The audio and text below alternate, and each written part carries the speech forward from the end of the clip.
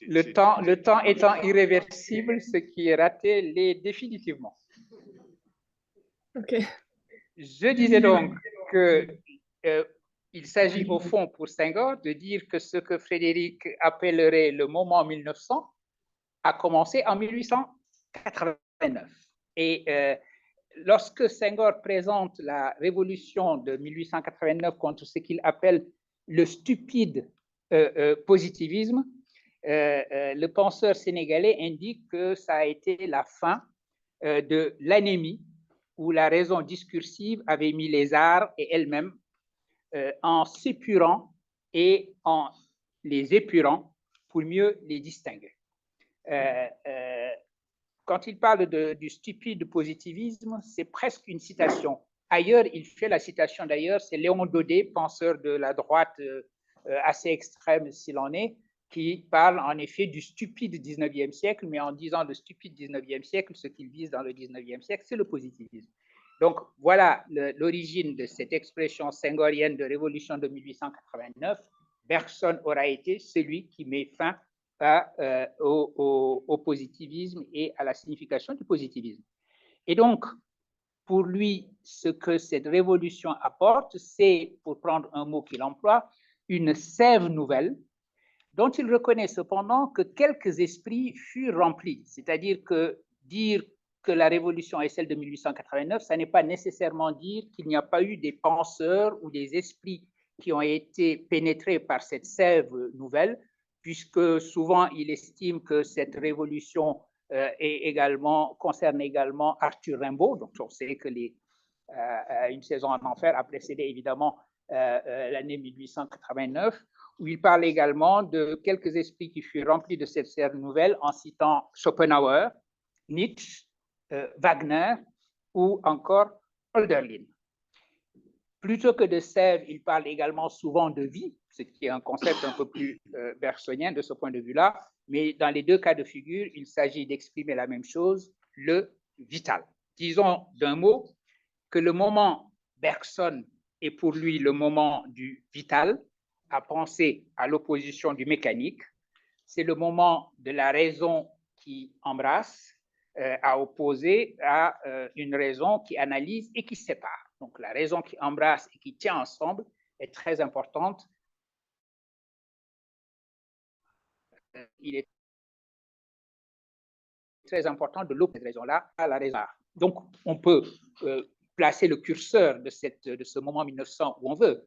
Senghor place le curseur sur l'année 1889. On peut également trouver un certain nombre de concepts pour désigner ce moment. Frédéric, vous le savez, choisit l'esprit. C'est le moment de l'esprit. Il serait d'accord pour dire que c'est aussi le moment de la vie ou le moment de la volonté, quand Bergson oppose le vital à l'automatique, ou dit que le vital est dans la direction du volontaire. Ça peut être également le moment de l'amour, et on y est revenu ce matin. Eh bien, deuxièmement, ça c'était une première remarque. Deuxième remarque, si Senghor considère que la philosophie, qu'exprime en particulier les arts africains, manifeste elle aussi la révolution de 1889, ce qui expliquerait d'ailleurs la vogue que ce qu'on a appelé l'art nègre a connu en Europe à la fin du 19e siècle et au début du 20e siècle.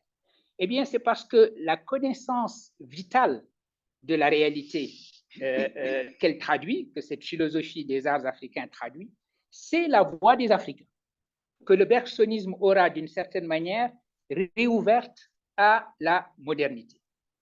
Quand Senghor dit ainsi que le bergsonisme retrouve la voix des Africains, c'est au fond reconnaître une chose que la philosophe africaine-américaine, comme on dit, Donna Jones, a appelée une Afro-Bergsonian epistemology.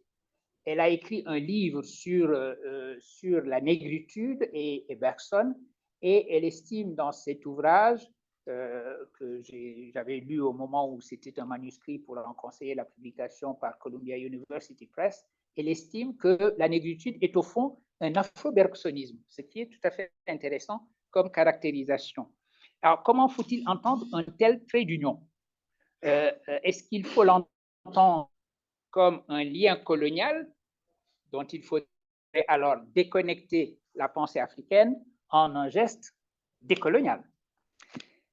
J'ajoute à cela, donc ça c'est une première remarque, l'idée que la pensée africaine senghorienne et celle de Césaire ou de Léon Gontran Damas serait d'une certaine façon un bergsonisme et qu'il faudrait la remettre en question au nom précisément d'une pensée décoloniale qui voudrait que la pensée africaine fût authentiquement elle-même africaine et non pas une sorte de prolongement du bergsonisme selon l'expression de Donna Jones ici. Ajoutez à cela une autre dénonciation décoloniale possible, non plus du lien à Bergson, mais de Bergson lui-même, dont la pensée, selon cette critique décoloniale, mettrait en œuvre des catégories coloniales. On considère ainsi, par exemple, certains auteurs sur lesquels je vais revenir, considèrent que les catégories que l'on voit apparaître, en particulier dans les deux sources de la morale et de la religion, le primitif, l'humanité primitive, le clos, l'ouvert, quoi que ce soit des concepts inventés, comme l'a rappelé Frédéric tout à l'heure par Bergson, on estime qu'il s'agit là de mots et d'expressions qui sentent bon le colonialisme. Voilà donc deux types de dénonciations que l'on retrouve dans la littérature dite décoloniale. Dénonciation du lien, pensée africaine et bergsonisme, et dénonciation de ce qui serait un propos et un langage colonialiste chez Bergson. Et si je parle de ces deux dénonciations ici, c'est qu'elles ont aussi visé ma lecture d'un Bergson postcolonial et le livre que j'ai écrit sous ce titre et qu'a rappelé le doyen Ebenezer Diomwele. Et je ne dirai jamais assez à quel point je suis heureux, cher Ebenezer, d'être assis à votre droite, ici, chez vous, au Cameroun, et non pas dans les lieux internationaux où nous nous étions rencontrés. Merci. Alors, à ces questions, à ces dénonciations, je réponds dans la nouvelle introduction que j'ai écrite pour mon livre Bergson colonial, en profitant du fait qu'il a été traduit récemment en allemand. Donc, l'édition allemande de mon livre a cette nouvelle introduction où je m'occupe de ces questions qui sont des questions importantes. Pourquoi faire de Senghor un bergsonien et faire de Iqbal aussi un bergsonien, alors que ce sont des auteurs que l'on aimerait un peu plus décoloniaux? Et pourquoi faire de Bergson un postcolonial si son lexique, si son langage est teinté de colonialisme? Je rappellerai, pour répondre à cette question, d'abord le sous-titre de mon livre, L'élan vital dans la pensée de Senghor et d'Iqbal, pour dire la manière dont je suis venu à Bergson et dont j'ai construit le triangle Bergson, Senghor, Iqbal. J'ai rencontré Bergson 3 fois. Premièrement, Bergson tout seul, parce qu'il se trouvait être au programme de l'agrégation l'année où j'ai passé l'agrégation. Il n'était pas véritablement au programme, mais la question de l'ordre était au programme. Et comme vous le savez, les deux ordres chez Bergson, c'est un propos inévitable lorsqu'on veut traiter sérieusement et philosophiquement de la question de l'ordre. Donc ça, c'était un rapport direct que j'avais avec Bergson, séduit par la pensée de Bergson, mais enfin sans plus, puisqu'à l'époque, j'étais plutôt du côté du marxisme, du spinozisme, et vous aurez reconnu dans cette association entre marxisme et spinozisme la présence de mon maître Althusser. Et ensuite, une deuxième fois, lorsque j'ai travaillé sur Senghor, parce que comme je l'ai dit, vous n'arrêtez pas de tomber sur Bergson lorsque vous travaillez sur Senghor.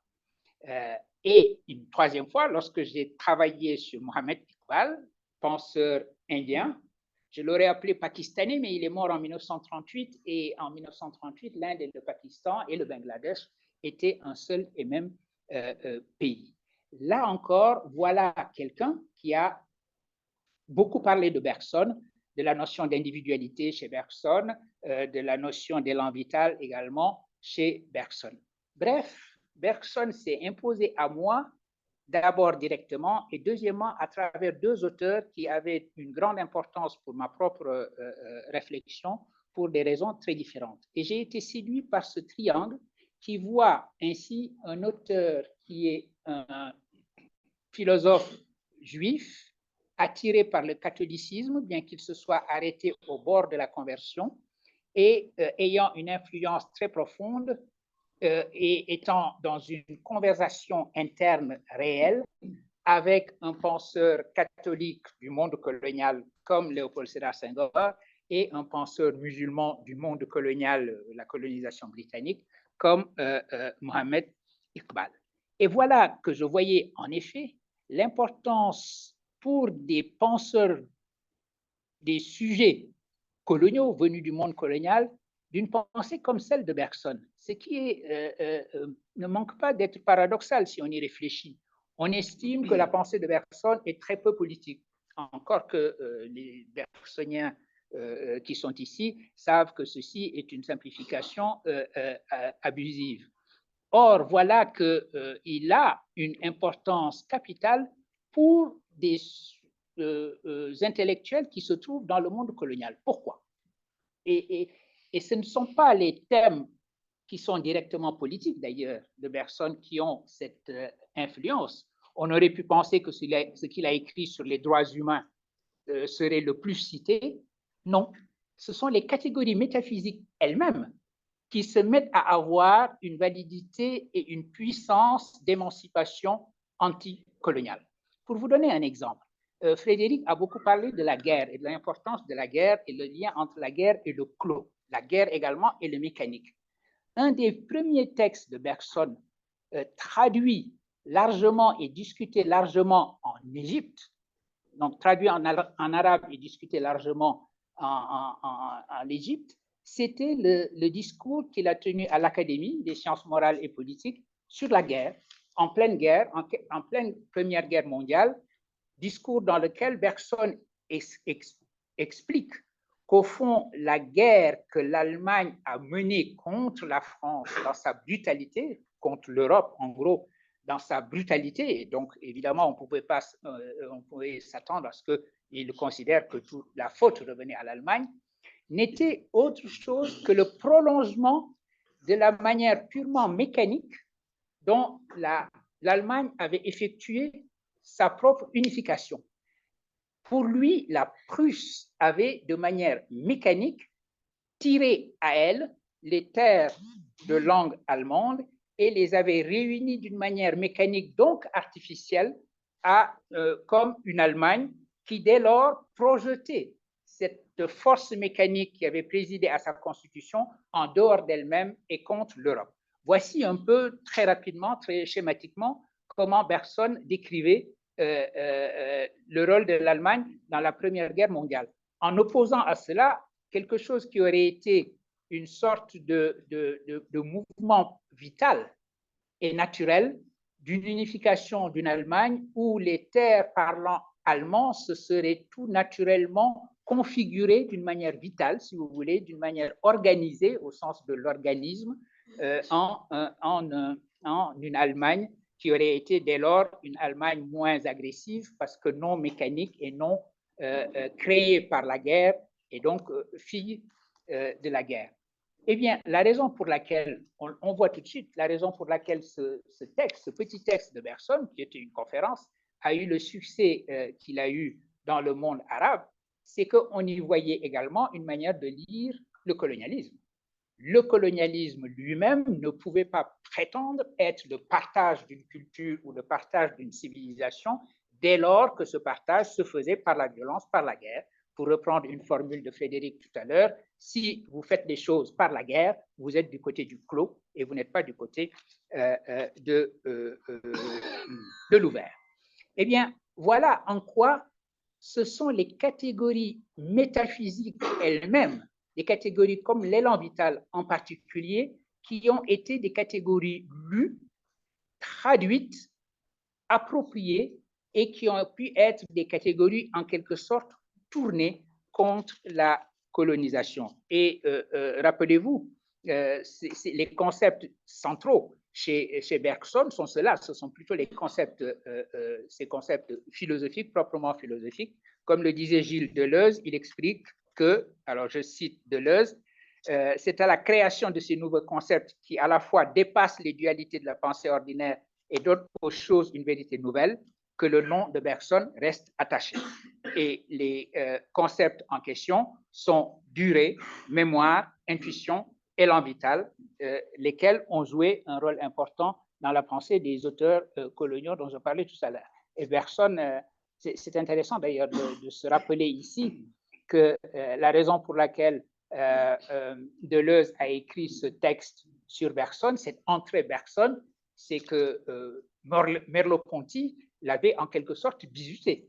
Merleau-Ponty avait décidé de faire ce livre sur les philosophes de l'Antiquité au XXe siècle, sous-titre Histoire et portrait, et avait dit au jeune Gilles Deleuze, toi le bisu frais et moulu de l'agrégation, tu vas me faire l'entrée Bergson. Et c'est comme ça que Deleuze a écrit l'entrée Bergson, et il n'a jamais cessé d'être bergsonien au fond.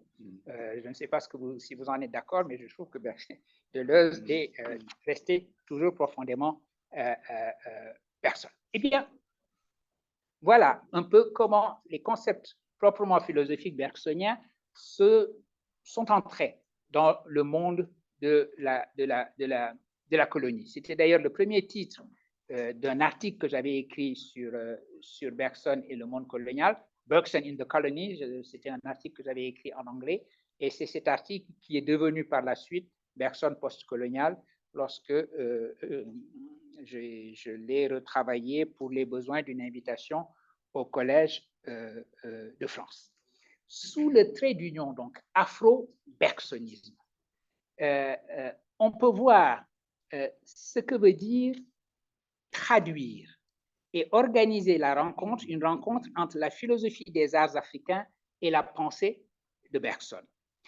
Le premier texte théorique de la négritude senghorienne, c'est ce que l'homme noir apporte. Et ce texte nous indique précisément ce que Senghor a vu et a lu dans la Révolution de 1889 qu'il a traduit.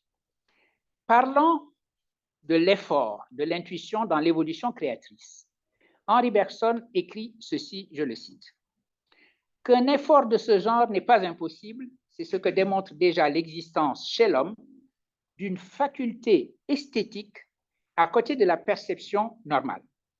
Notre œil perçoit les traits de l'être vivant, mais juxtaposés les uns aux autres et non pas organisés entre eux. L'intention de la vie, le mouvement simple qui court à travers les lignes, qui les lie les unes aux autres et leur donne une signification, lui, échappe. » Fin de la citation. Alors, celui à qui l'intention de vie est perceptible, qui nous apprend ensuite à voir, qui est notre professeur pour voir, si on peut dire cela ainsi, et qui nous fait voir ce que nous ne percevons pas habituellement, c'est l'artiste, nous dit Bergson. L'artiste, c'est celui qui sait déchirer le voile qui nous sépare de la réalité et nous met en sa présence, c'est-à-dire nous fait entrer dans l'étreinte de cette réalité, pour traduire dans les termes du poète Senghor.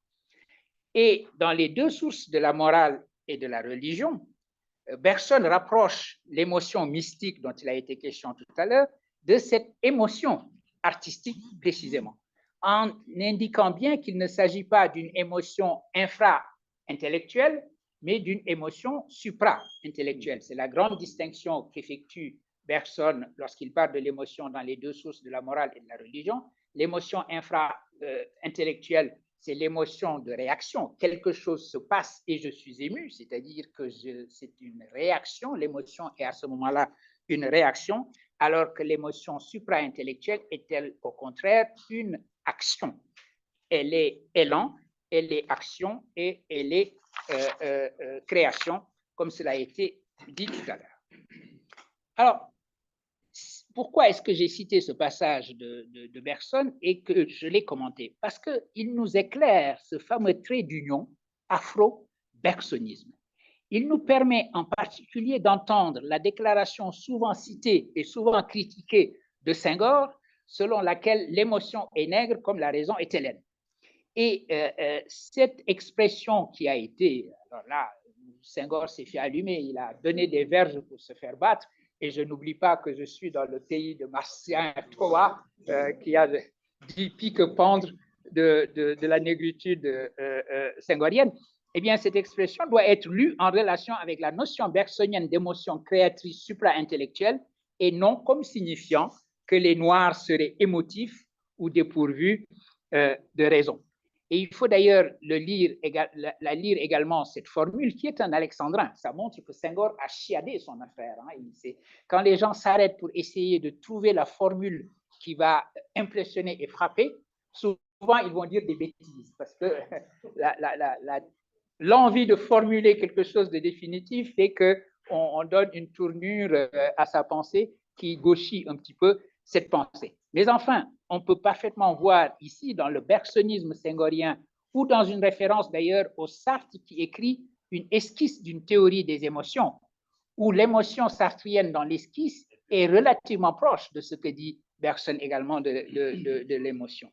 En gros, ce que dit Senghor en définitive, c'est que la philosophie de l'art africain, en particulier telle qu'elle s'exprime dans la sculpture africaine, et création de l'émotion, comme la statuaire gréco-romaine, par exemple, est le produit de ce qu'il appellera plus tard la raison œil.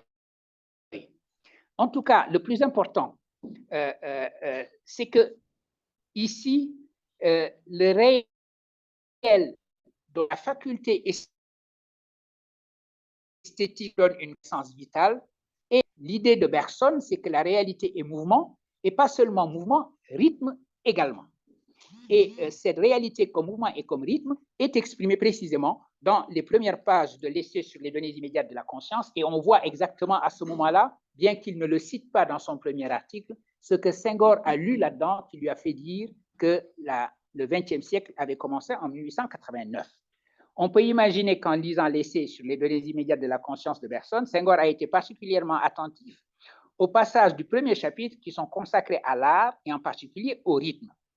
Il y a d'abord le passage où Bergson réfléchit sur, je le cite, le sentiment de grâce qu'inspire le spectacle de la danse. C'est si vous vous souvenez bien, c'est un chapitre où Bergson parle beaucoup de la danse, où il dit que les mouvements gracieux sont ceux que l'on voit et que l'on sent venir en se développant à partir des précédents, parce qu'ils se soumettent à un rythme, surtout lorsqu'ils sont accompagnés de musique. Après tout, lorsque nous regardons la danse au sens bergsonien par la danse, c'est parce que la figure du danseur ou de la danseuse, nous anticipons toujours ce qui va suivre. Nous précédons, nous anticipons le mouvement et donc nous entrons dans le mouvement. Comme dira quelqu'un qui est quelque peu bergsonien à sa manière, qui est le philosophe Gaston Berger, être au spectacle de la danse, c'est déjà danser. Vous ne pouvez pas ne pas être en train de danser intérieurement si vous suivez effectivement le spectacle d'une danse et que vous êtes frappé par les mouvements gracieux en question. C'est d'ailleurs la même chose pour tout ce qui peut ressembler à de la danse. Même un match de football, puisque nous allons à la CAN 2023, où je souhaite que le Cameroun et le Sénégal aillent en finale. Ah. Voilà. Eh bien, vous avez des spectateurs passionnés qui tirent de la jambe lorsque un joueur tire, mais parce que être au spectacle de la danse, être au spectacle de cette chorégraphie extraordinaire que le match de football, par exemple, c'est toujours anticiper sur les mouvements, sinon nous ne pourrions plus les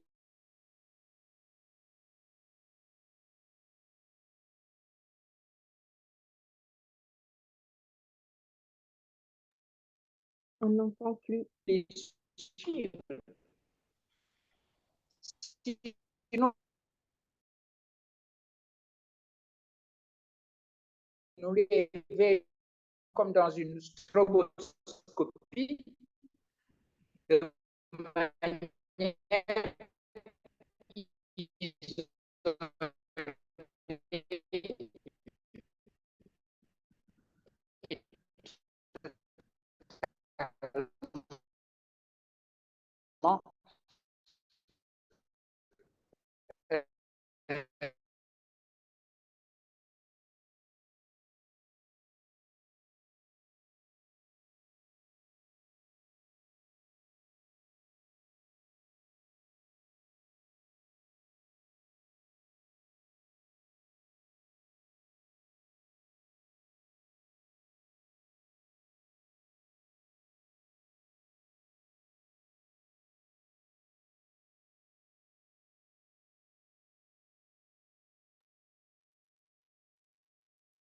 On les a complètement perdus. Ouais, je suis en train de chercher, mais oui, j'ai l'impression. Ah, attends, je les revois.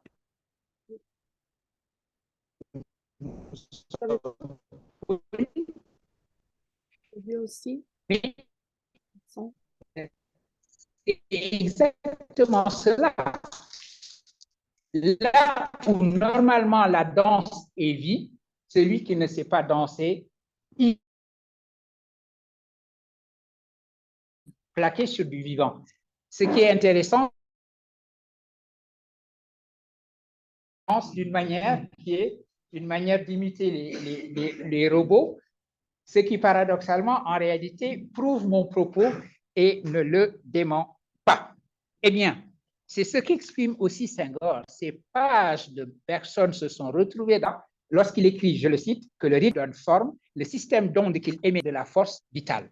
Voilà sur cet exemple et sur ces deux citations de Bergson ce que signifie ce trait d'union, cette traduction, ce que signifie que pour Senghor, le bergsonisme retrouve la voix des Africains.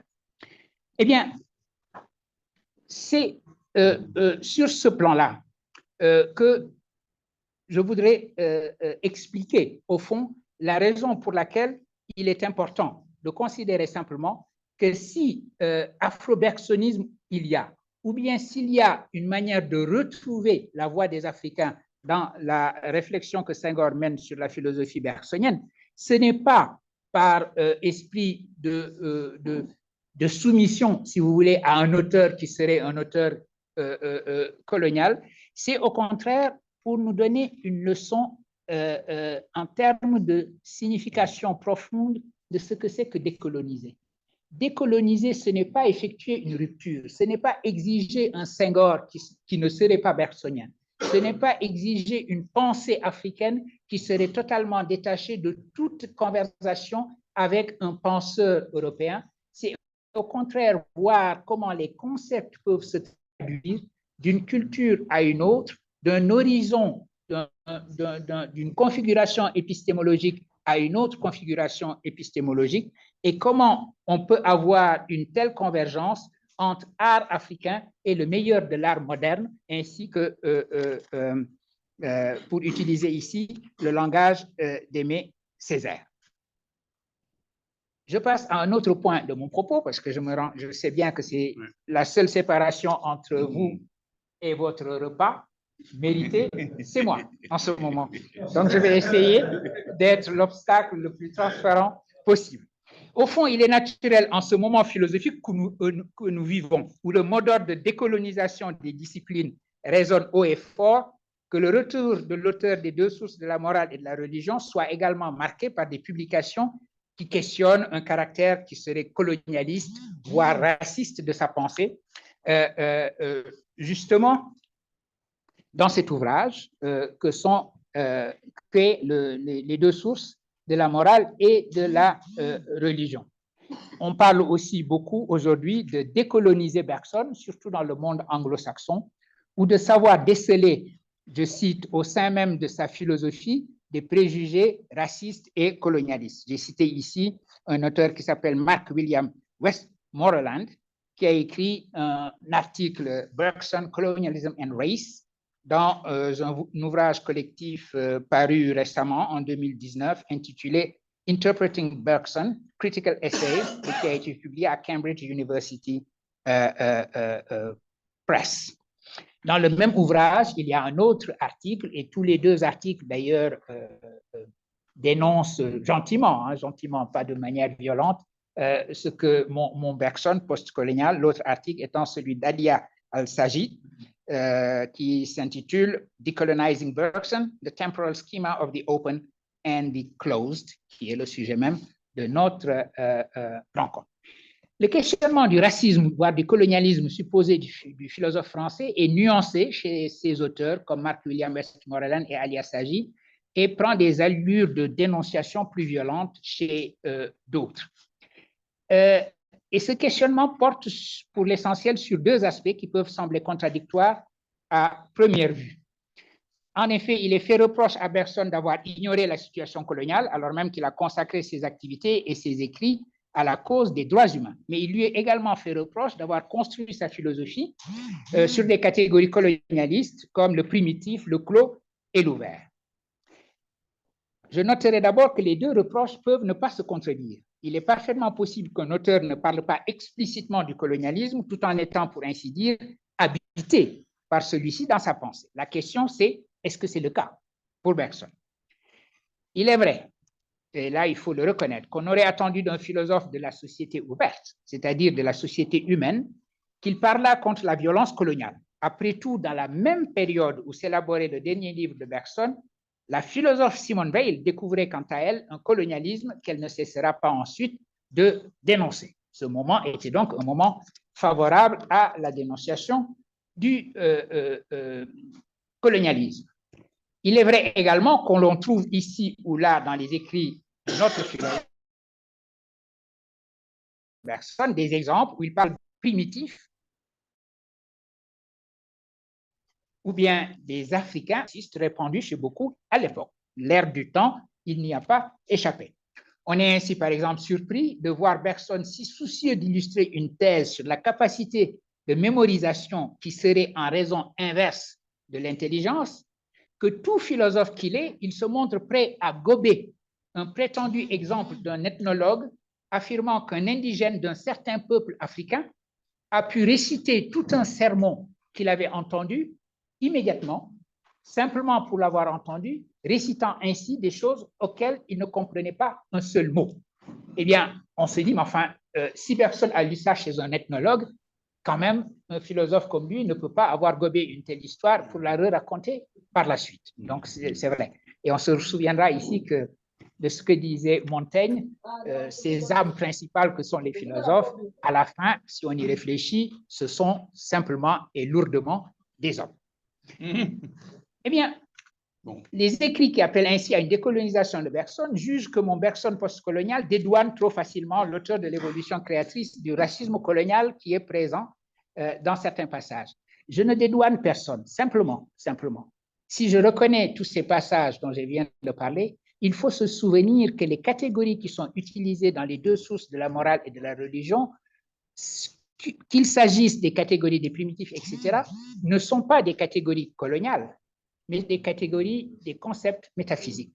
Le clos et l'ouvert, ceci n'a rien à voir avec des sociétés qui seraient des sociétés froides ou des sociétés ouvertes. De la même manière, quand Bergson parle des primitifs, évidemment, il reproduit le langage du temps, mais l'humanité primitive est une humanité qui est la nôtre à tous, que nous soyons au Bechuanaland ou en Suède. Et l'appel qui est fait à un bond en humanité, en une humanité partagée, est précisément un appel qui va à l'encontre d'une ethnologie qui, elle, est colonialiste et qui, elle, est raciste. C'est l'ethnologie de son ami et condisciple à l'École normale supérieure, Lucien Lévy-Bruhl, comme vous le savez.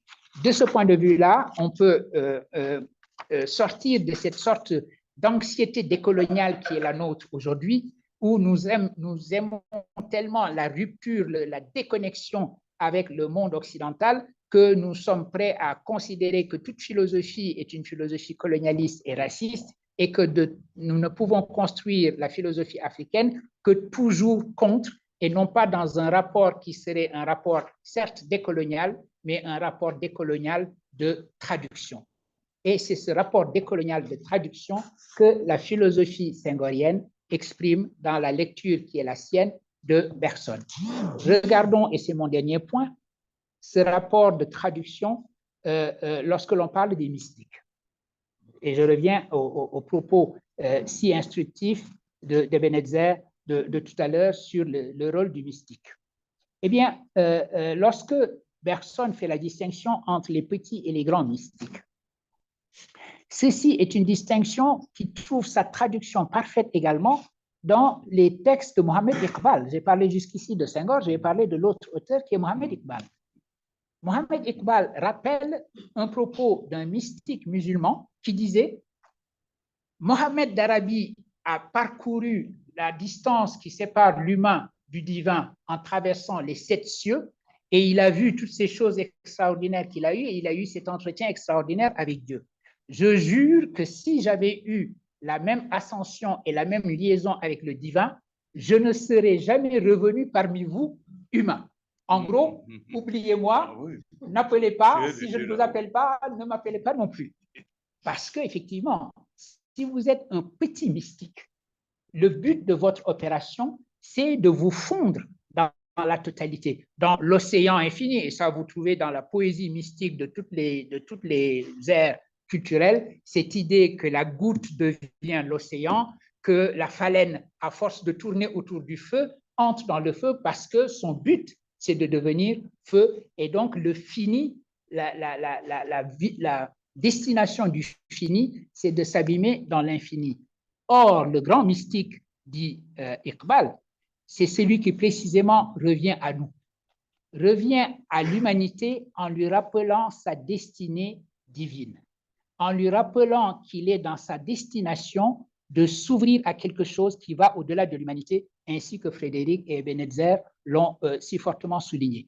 Pourquoi je parle de cela en disant qu'il s'agit là de traduction et non pas d'influence? Parce que Iqbal a écrit son texte. Ces textes de Iqbal datent des années 28-29 et publiés en 30. Les 2 sources de la morale et de la religion apparaissent en 1932. Il ne peut pas y avoir chronologiquement d'influence de Bergson sur Iqbal dans ce sens-là. Si influence il y a, et si cette influence vient des conversations dont on sait qu'ils les ont eues, cette influence irait plutôt à ce moment-là en sens inverse. Plutôt donc que de parler d'influence, parlons simplement de traduction. Disons qu'il est vrai que la pensée africaine senghorienne est un afro-bergsonisme, de même qu'il est vrai que Bergson ne fait que retrouver la voix des Africains. Disons que Iqbal aura été lui aussi un bergsonien, ou alors que Bergson n'aura fait que retrouver la voix des musulmans. Ainsi, nous aurons compris ce que peut être un modèle traductif d'une pensée décoloniale, et c'est sur ce point-là que je voulais terminer mon propos en rappelant qu'en effet, si on entre dans cette logique que j'ai essayé de mettre en place le plus rapidement possible, on acceptera que le bergsonisme est bien une philosophie postcoloniale et une philosophie d'émancipation et une philosophie qui nous appelle à la destination qui est la nôtre d'être une humanité créatrice. Merci infiniment.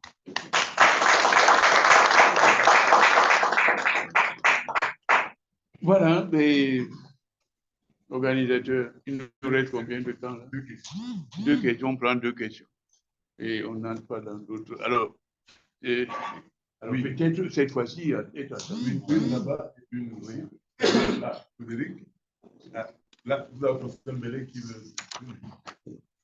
Oui, alors, professeur Mbélé. Oui, merci beaucoup, Bachir, pour cet exposé. Ils entendent.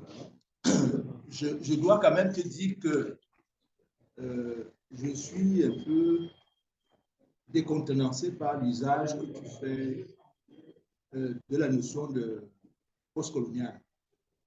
Parce que je me demande si tu l'utilises du point de vue chronologique ou si tu l'utilises du point de vue qui est celui d'une vision du monde ou d'une philosophie. Si je suis d'accord avec toi sur le fait que l'ancienneté décoloniale pose problème dans la mesure où l'ensemble de la culture humaine est disponible et que lorsqu'on entre dans la culture humaine, eh bien, quelle soit la nôtre ou quelle soit la culture d'un autre peuple ou d'une autre civilisation, on y va avec un esprit critique qui dégage les points intéressant. Or, je suis tout à fait d'accord.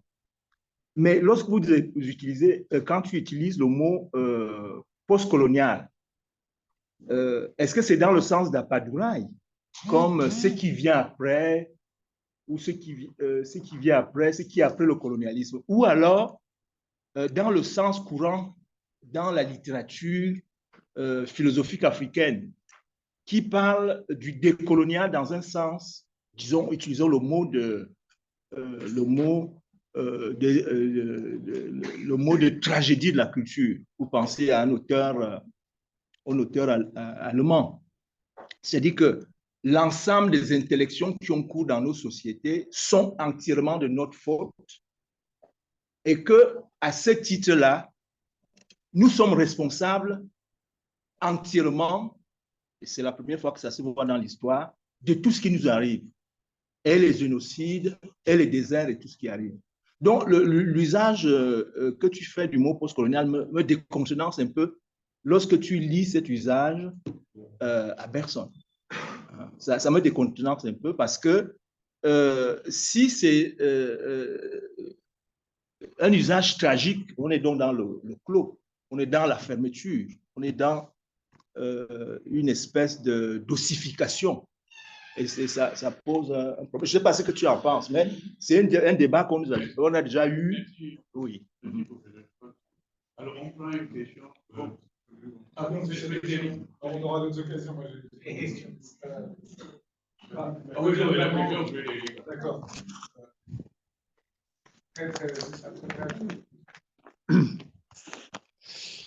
Merci. Très brièvement, je ne veux pas reprendre la parole.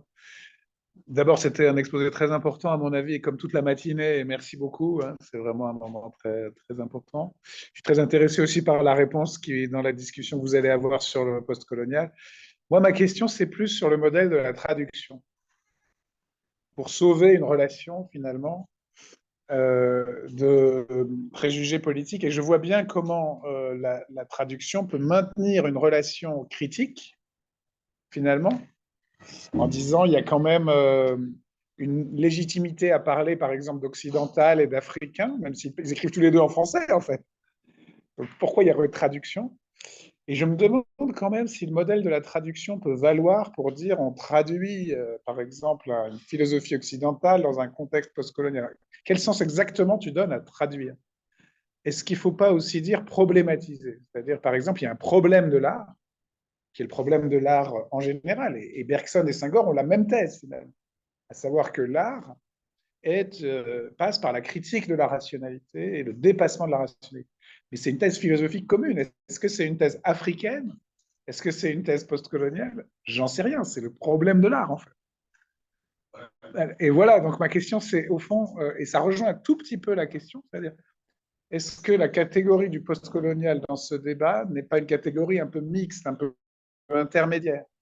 Et est-ce qu'il faut la poser? Je pense que c'est très important. Je pense que dans Bergson, il y a les deux ingrédients. Il y a des préjugés de son époque, parfois assez violents. Je te citais un autre exemple dans Le Rire qui m'a beaucoup frappé récemment, quand il demande comme ça, j'ouvre les guillemets, pourquoi rions-nous d'un nègre?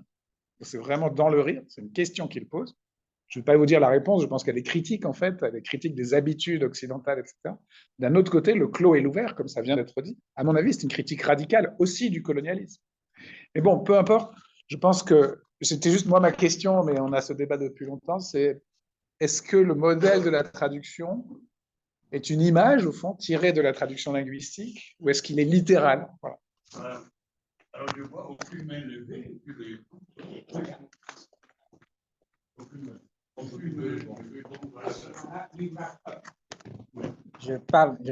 vais essayer de répondre rapidement. D'abord, merci infiniment. Je considère que ce sont des commentaires qui enrichissent mon propos aussi, et pas seulement des questions.